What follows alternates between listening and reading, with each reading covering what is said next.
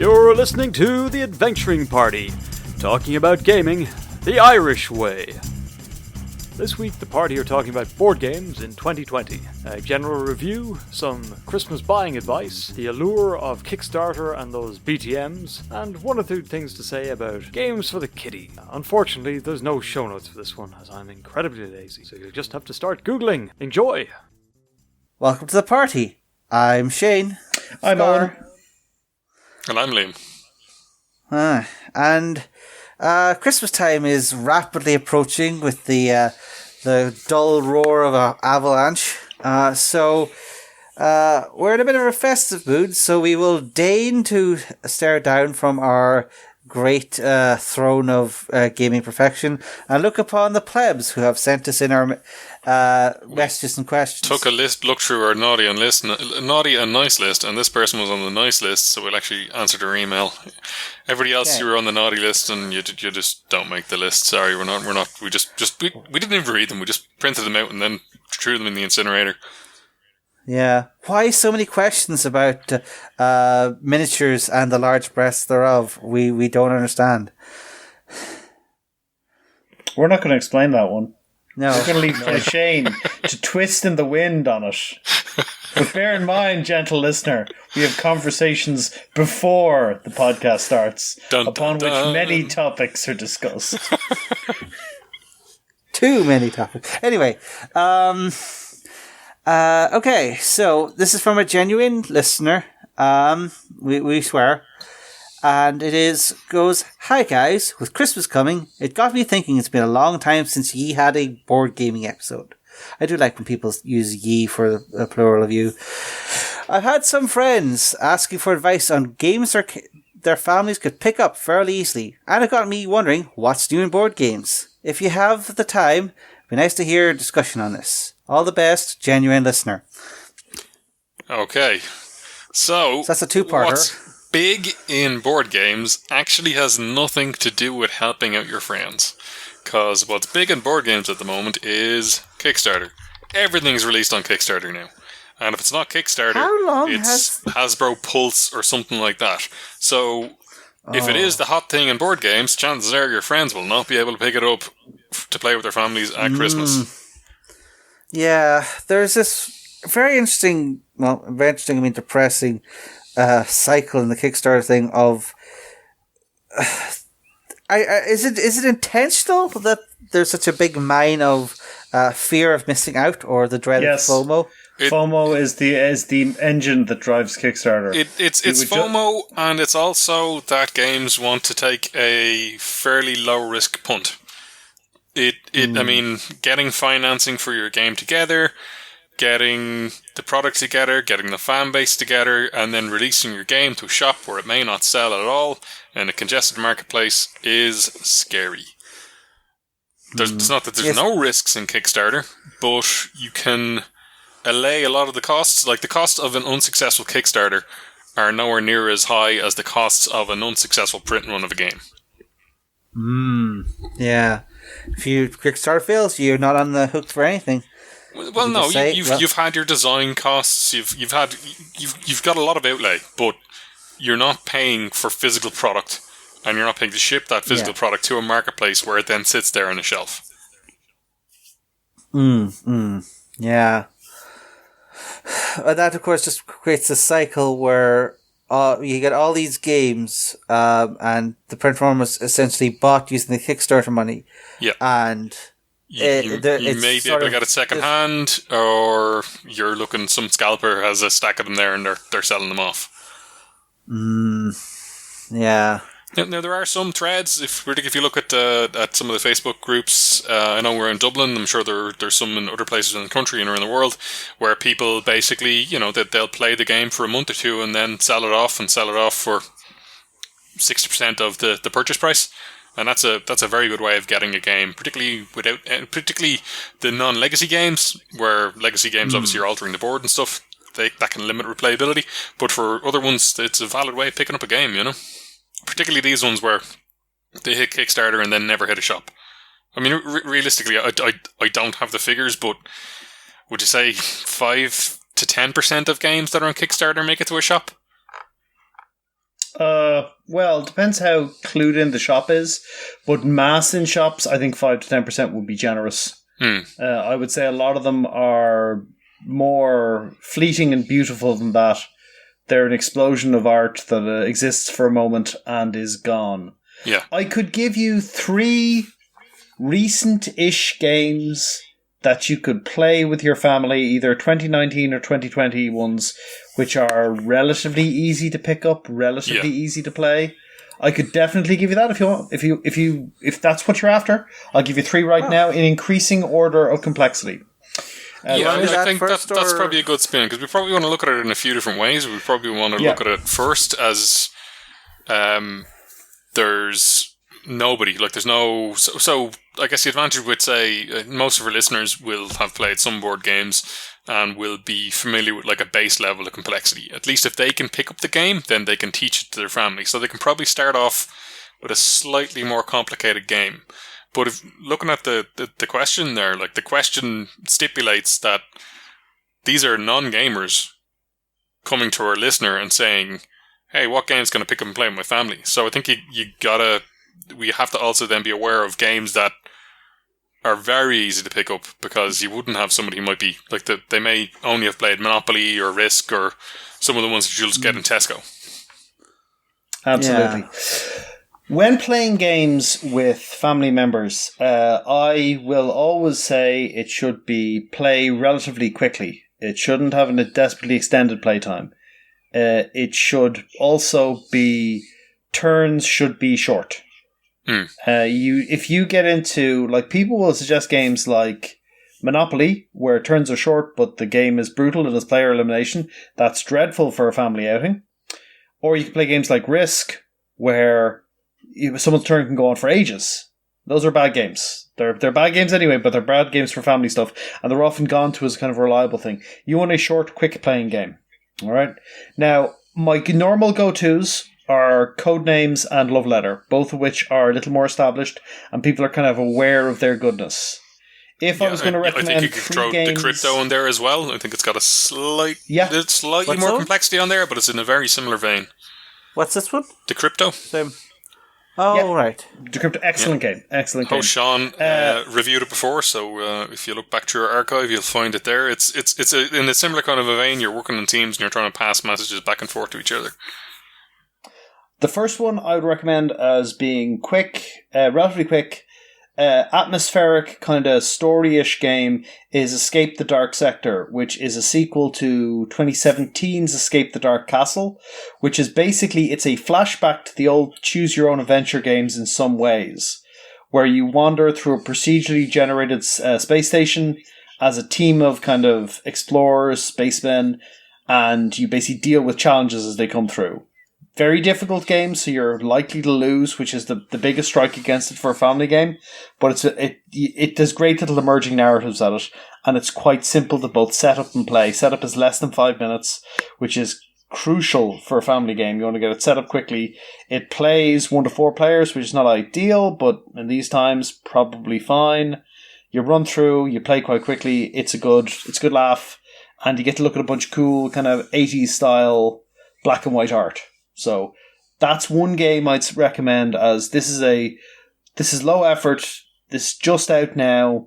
It's a good quality game. It's available. I'd recommend that as I want something quick to play with my family. Something with a bit more visual appeal to it, I would suggest Wingspan. Wingspan is not a terribly deep board game, but hey, you're looking at pretty pictures of birds and you're, trying to collect groups of birds, and it's relatively easy to explain to people. So Wingspan is a good get from this is a very attractive looking board game. It's very high production values. It looks great. That's great for non-gamers who might have an appreciation for the aesthetics of the whole thing. I'm not familiar with it. So, what's the theme of it? Like, what are you trying to do? Wingspan is literally you are kind of bird enthusiasts, researchers, bird watchers, and you're trying to you're trying to discover and attract the best birds to your wildlife preserves. And, you can, I think I've seen that. Gain food tokens. I definitely know the box just from looking at it in the shop. Yeah, it's down at 7th printing. It's monstrously successful. It's got tons of awards for family games, I think there's a digital version out now or something? Yeah, absolutely. And it's got tons and tons. It's won awards for years. It's, in terms of going, hey, let's play this, it's relatively simple. It's not the deepest game, but that's fine. You don't want a super deep tactical game often, unless your family is of a very particular bent. And it's a good, attractive looking game. It was very hard to get last year. It is much easier to get this year.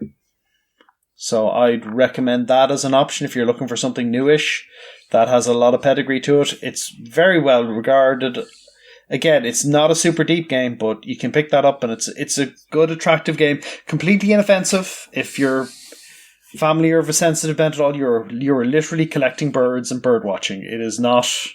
There's nothing even vaguely controversial to upset anyone of a sensitive nature there, you know? Well, I guess as well, kind of in a similar vein, the simpler of the train games could probably fill that niche quite well as well. The likes of your Ticket to Ride or your Trans-America or Trans-Europa.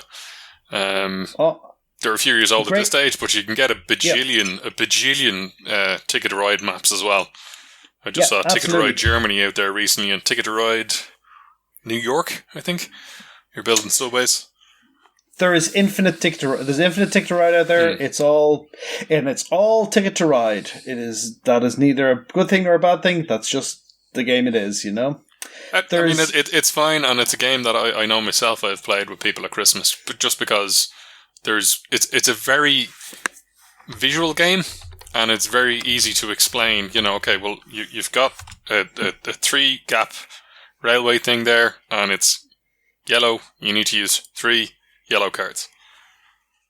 Yeah. And you'll get X amount of points for it. It's so simple to explain that it's fantastic. Yeah.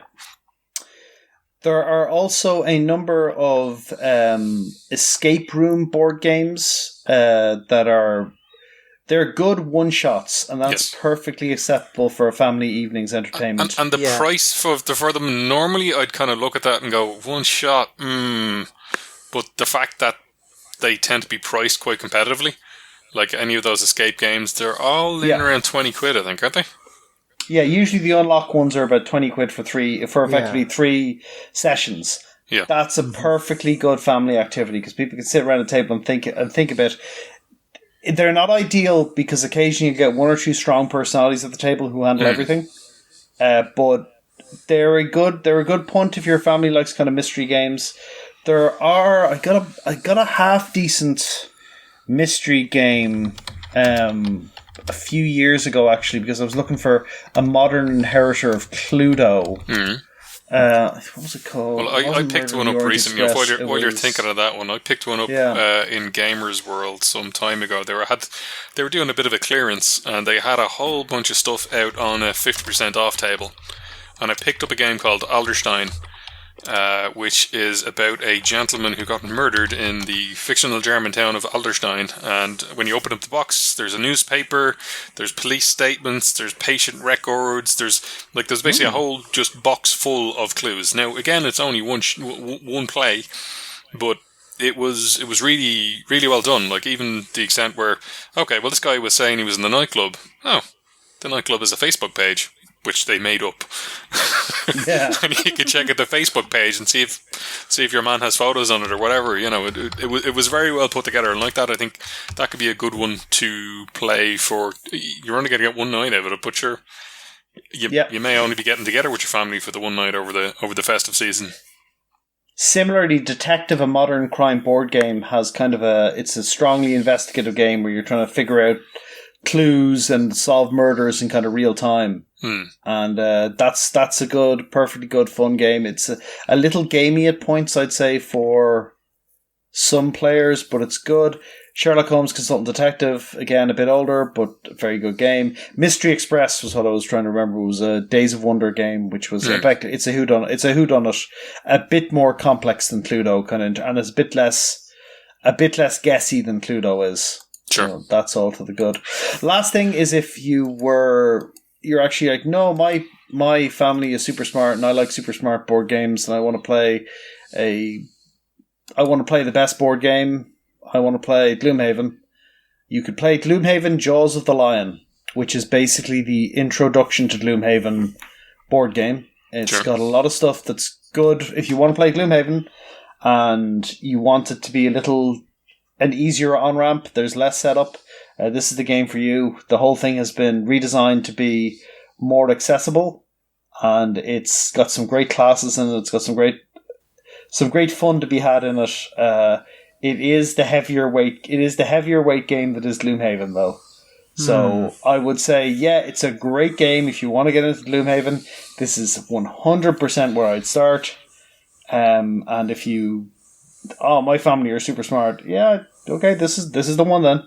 Well, have a go. If you're going more onto the more kind of tactical games, or the more kind of complex games, I guess for me, I would probably steer people more towards games like Azul and Splendor, because it's got lots of feelies. Yep, they're very visual games, and they have a kind of a mechanic behind them that is. Like, it's simple enough that within a round or two of play, people will have figured out what's going on. Yeah. Splendor is pretty top-notch for that. Because, it's all in the feelies, the cards, the tokens. There's plenty of videos out there on how to play for you to pick it up. I know myself have played this with family and with my partner's family as well, and people pick it up in no time. But there's a lot of depth of strategy there. You can do different things, maybe a little less so with Azul, but you can, certainly with Splendor, you can go for the long game of like, okay, well, I'm going to just buy as much cheap stuff as I can and then get onto the big stuff. Or you can go, well, I'll save up and get the big stuff now. Like, there's a lot more to it than a lot of the more simple games, like, say, Ticket to Ride. Yeah. I guess we're probably all assuming that everybody has older relatives as well. And unfortunately, our host Savage had some technical issues and couldn't join us. So I was hoping to pick his brain on what to do with, say, if you've got younger relatives or if you've got young kids in the house. He did send us one suggestion, which was this interesting, I believe it's a German or at least European, a game called Labyrinth. Which is different to the Labyrinth game I have, which is a probably 2-hour-long coin game where you're playing as ISAF, and the other player is playing as a jihadi. A little more complicated. Yeah. But yeah, so but this is like an interesting maze game where it's sort of like not Rubik's Cube, but the little slot puzzle things where you're basically moving tiles. It's basically like a moving maze, and when each turn, some person pushes one of the tiles to move the characters on the board, and then puts the pushed off tile back on the other end. So it's this interesting mixture of maze gameplay and that little bit of extra spice of don't push that row or you'll move two people, and so it's got that little spice of family tension as people are encouraged to screw each other over as they go around the maze. So that's one. But yeah, I think that's an interesting point for a newer person trying to get into board games, is that newness of board game is not necessarily as useful to them as availability. And that's where something like Splendor would have the advantage, because you can get Splendor in Eason's. Yep, and similarly Pandemic as well. And you're talking about screwing each other over. There is also a lot of merit in the likes of Pandemic, where everybody's on the same side. I remember seeing in like March that the party sales of Pandemic had gone up like... Yeah. Well, it's done very well. My mother asked me for her friend asked her to ask me for a list of recommendations for her, and one of the ones on there was Pandemic, and I listed pros and cons for each game, and the con column for that was, well, might be a bit topical. Absolutely. Looping Chewie is a great Star Wars tie-in board game. Oh. If you want a really simple one suitable for little kids from 4 up. It's kind of a sort of dexterity game. Chewie's flying around trying to hit your stormtroopers, and you get to flip your paddles to knock Chewie away. Oh, so it's sort of like a pinball-like thing? It's Yeah, sort of. I'll show you. It's basically like he's flying around from a central axis, and your stormtroopers are there, and he's going to hit them if he dips down. So you get to use your paddle to knock him away. So it's a good little dexterity game. Plays quick, perfectly fun. Just solid kids game. I got Fireball Island last year, and I played with a bunch of young kids, and that one went down well. Which was a remake of a old classic board game. Escape from Fireball Island, yeah. Yeah. I saw that. I was immediately thought of like the probably inferior Teenage Mutant Ninja Turtles version that I was slightly obsessed of when I was 7. There you go. Well, my childhood game was Curse of the Idol. There you go. I used to play the Ghost House one, which was similarly terrible, but it was very fun to set up. Where all the you had the skull, you drop down the middle, and it could go one of 4 ways. It could knock over the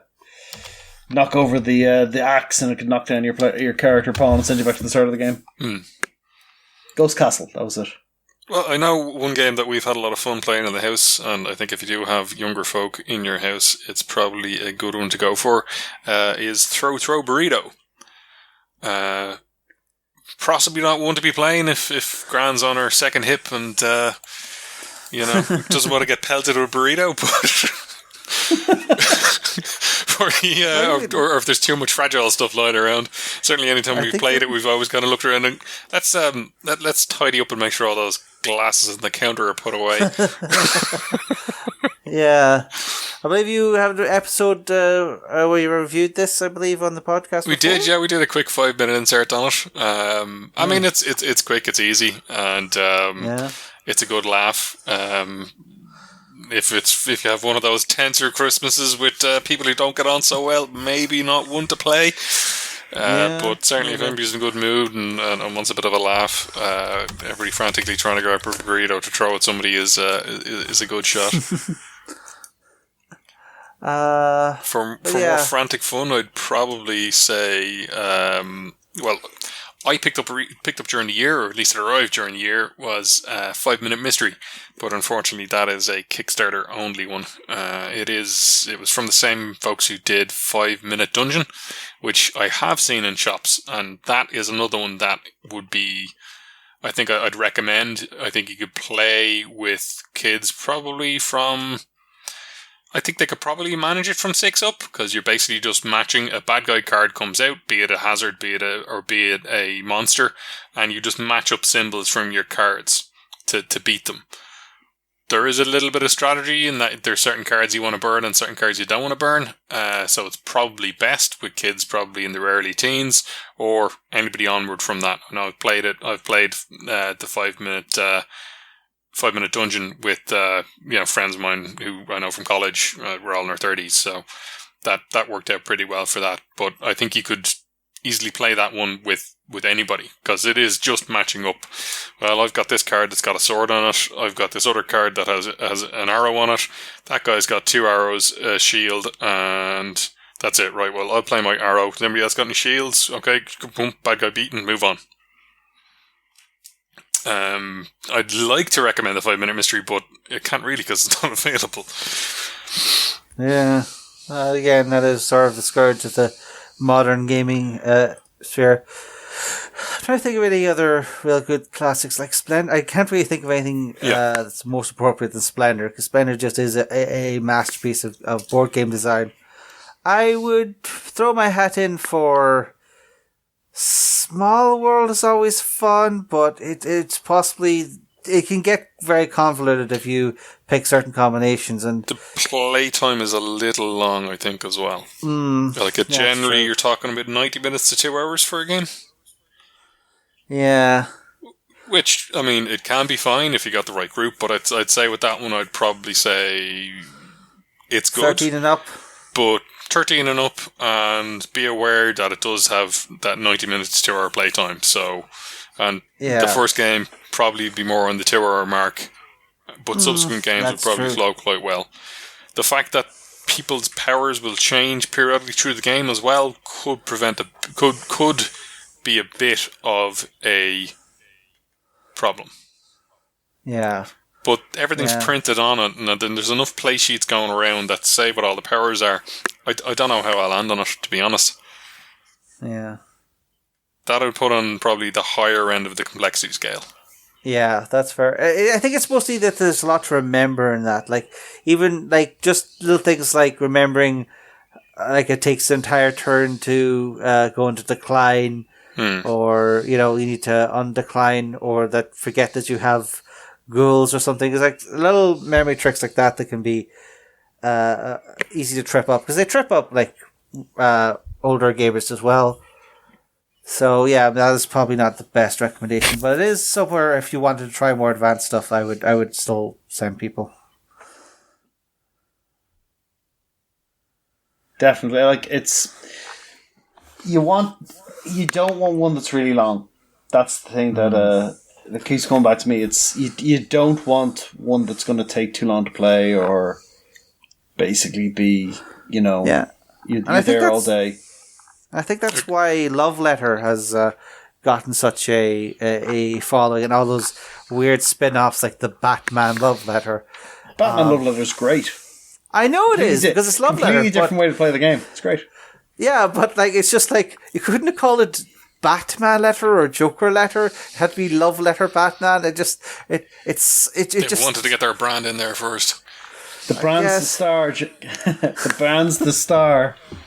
Well, yeah, Love Letter is an amazing little thing, because it's a set of 5-minute tricks. So you can just play for 5 minutes, or you can play for 2 hours if you're in the mood for it, and just keep score. And that's just sort of a level of flexibility that's really useful in the modern game. Like, you can have it, you can play it when you have a few minutes at lunchtime, or you can play for a board game night, and that's a major advantage. I guess one thing we haven't really got into is that, like, there's a lot of party games out there as well. And I don't mean Cards Against the Humanity. If anybody recommends Cards Against the Humanity to their friends, they need to have their head examined. It's a terrible game. Certainly not your family. Although I would say a bit of apples to apples wouldn't hurt. Although, don't be careful what goes on the custom cards at the bottom of the deck. Some people, there have been, or maybe consider removing Anne Frank from the deck, because I've heard horrible things come up when it's the Anne Frank card. Well, the big problem with Cards Against Humanity is where you get a mismatched sense of humours. Yes. Cards Against Humanity is not for. It's for people who are on a similar wavelength late at night. It's not for a family get together. There is a family version of it, but then it kind of begs the question of, would you not just pick up Apples to Apples or something similar? Yeah, exactly. But I mean, there's other card games, the likes of what I was thinking more is the likes of Coup, Saboteur, Secret Hitler, Werewolf. I think one of the big drawbacks with a lot of those games is that they tend to either need large numbers or are better with large numbers. So Werewolf I know is minimum 8, which is one reason why Werewolf has generally sat on a shelf in my house and never been played outside of cons. Some of the other ones now tend to play with 4 to 6, but maybe they're better with more players. Yeah, I think Coup is like 4 to 10. I can't remember. I've looked this up recently, but stuff like that, like Coup or Avalon or the similar Skullduggerist games. Yeah, I guess you probably want to start out by, if you're explaining this to people, it's like, okay, well, it's Murder in the Dark. yeah, that's fine. And everybody can kind of get it from there. If you got the right group, that can be a lot of fun. I guess the only drawback with it is where if somebody doesn't get it, you know, or, well, okay, well, how do you handle cheating? Like, how do you handle Werewolf and people peek it at night? I guess you just, I don't know. It's always a tricky one. That's a good point, though, actually. It's like, is there a good place for people to go and find recommendations, and specifically to tailor things? Because, like, as you say, there's sometimes you get games where, this is for 2 to 5 players, and, you know, the actual wisdom is you play with exactly 4 players. Board Game Geek has a lot of that. Like, it will generally say, like, 3 to 5 players, best with 4. You know, so if you're eyeing up a game, be it one that we recommended or just one that's listed out there, or you see it in the shop, or you see it on an online retailer like BoardGamer.ie, or tabletop Cork. That's the shop down there, isn't it? If you see it on their website or their Facebook page, you can certainly, like, a lot of the retailers will be happy to answer questions too. And videos and podcasts are a great source for it too. But actually, that's a good point. Is it like, I usually recommend Shut Up and Sit Down for that, but they tend to, well, first off, they have their own quirky humor style, but also they tend to go for more complicated games. And they do, and I guess that might be more when you're researching in advance. So I guess there's two kind of things you need to consider, like as if you're recommending this game to somebody. If they then go out and then buy it, what now? Well, chances are the research and review phase are already done.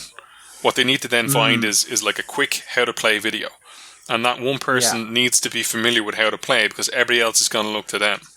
Now, if it's a quick 5-minute video, you may all be able to watch the video and then play your game. And then you're in a good spot. Maybe one person has more familiarity with the game and they can lead people, but then everybody at least has some base level of the core mechanic in the game. I think really these people need to know, what's the core mechanic? How do you win? And if they can get that from the video, then you've got a great start on your hands.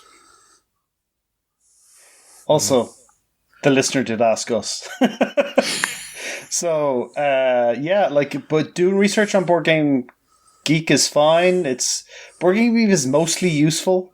There's a couple of weirder places you have to avoid. But it can be a little hard to navigate at times. Yeah, I would suggest sticking to the info cards and be careful when you're diving into the actual forums for different looking games. At a lot of the lists and charts can also be very unhelpful, because they'll have a lot of games on there that aren't generally available. Yeah. So they'll talk about games which are the best, but you can't get them. Like, this game is super out of print, you know? It in some ways we could give a better answer with a bit more information, but that's pretty much it. We've covered a lot of good options there. Yeah, that's sort of the name of the game, though, is that ultimately it's the person handing over the money that knows the most information. We can only give our experience and advice, but ultimately it's down to the person to see, well, I know what my family will not pick up a dice, or if it doesn't make a noise, they won't care. So you have to always think about your own situation. I guess if you check out the Discord, I guess if somebody asks you, and I guess they ask you by email, you can easily do this kind of thing. When my mother asked me for advice for a friend, I put together a list. I listed some games. I listed the kind of the genre and play style that they have. I gave a little pro, a little con, and kind of a breakdown of how it runs. That can be very good advice, because then you can inform your friend on what's out there, and then they make up their mind, and I'll post up on the Discord in the board games section, so you can take a look for it there. I'll just send in that email deleting out any details that are specific to the conversation, just as a general thing of, look, if this is how you're making a recommendation of what kind of games, maybe go about it in this format. That obviously works if it's an email or a text, but so listeners, our Discord is finally having practical uses for you. So by all means, drop along to our Discord. The link should be in the show notes, hopefully, assuming the editor doesn't completely mess up, as we have been doing constantly for the last 6 months. But yes, any final thoughts? I forgot to mention Sushi Go and Hanabi. yeah, that's fair. Nice trick-taking games. Stuff like for older family members, stuff like Hanabi might work better for them, because they're used to playing their 25s and their other trick-based games. So stuff that's like things they like is generally going to help bridge the gap a lot better than just stabbing in the dark. I mean, people kind of go, well, they'll never be able to manage these, the complexity of these rules, but I guarantee you, if the three of us talked to everybody, like, people in our family might have the same rules, but if we talk to another household, I guarantee you the rules for Switch are going to be totally different. And it probably doesn't help that the three of us are from three different parts of the country. Our rules will be different. Yeah. I know I've spoken to my partner and asked her about her rules for Switch, and they're totally different. So if you can manage that, then I think you can manage a little bit more complexity. So once there's not too much drink taken on the day, which is a big variable for Christmas. Yeah, that's fair. That's fair. Okay, well, if you have any suggestions for beginner board games or other family treats, you can hit us up on our social media, email us, or come to our Discord and complain about Liam's obviously wrong list. But until that time, have a happy holiday season, and this party is over.